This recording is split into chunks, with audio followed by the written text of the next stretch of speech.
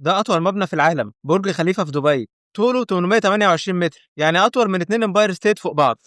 الطول ده خرافي لدرجة إنك ممكن تشوف الغروب مرتين، واحدة وأنت تحت والتانية من فوق البرج، ولو حد وقع من فوق هياخد تقريبا دقيقتين وهو بيقع. البرج ده اشتغل عليه حوالي 120 ألف عامل، واستخدموا 330 ألف متر مكعب خرسانة و62 ألف طن حديد. جواه شقق فخمة ومحلات وحمامات سباحة وسبا ومكاتب وسط السحاب.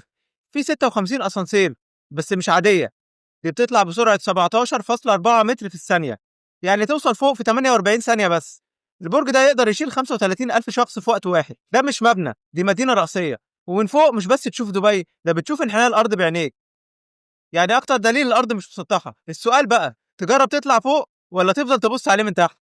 قول لي في الكومنتات.